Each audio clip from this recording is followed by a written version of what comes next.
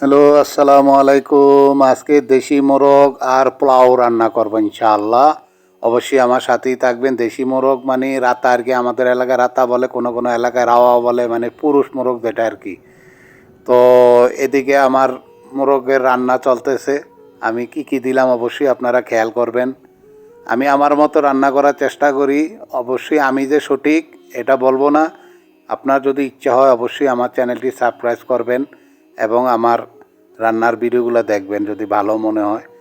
তো এদিক দিয়ে আমি মাংস ঢেলে ভালো করে নেড়ে চেড়ে এখন একটা ঢাকনা দিয়ে দেবো। ঢাকনা দিয়ে অন্য কাজে চলে যাব, যেটা আগেই বললাম পোলাওর কাজে।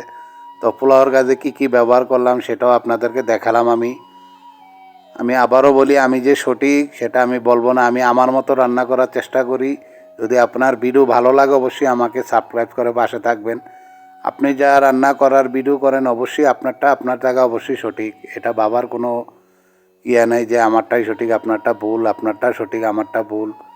এটা ভাবার কোনো ইয়ে নেই। যার যার অবস্থান থেকে শেষে অবশ্যই সঠিক। তো এদিক দিয়ে মোরগ রান্না প্রায় শেষের পথে। এদিক দিয়ে আমার পোলাও হয়ে গেল।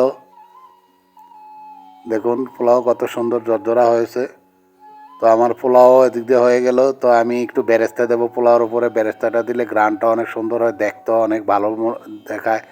তো আবার একটু সালাদও করেছি, গরিব মানুষ কী করব, তাই একটু সালাদও করেছি। এদিক দিয়ে দেখুন আমার মোরগ রান্না শেষ।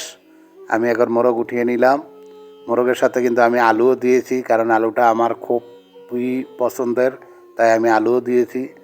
তো এদিক দিয়ে পোলাও আর মোরগের খাবার দাবার এখন চলবে। আপনাদের দাওয়াত রইল। যারা এখনও চ্যানেলটি সাবস্ক্রাইব করেননি অবশ্যই সাবস্ক্রাইব করে পাশে থাকবেন। ধন্যবাদ।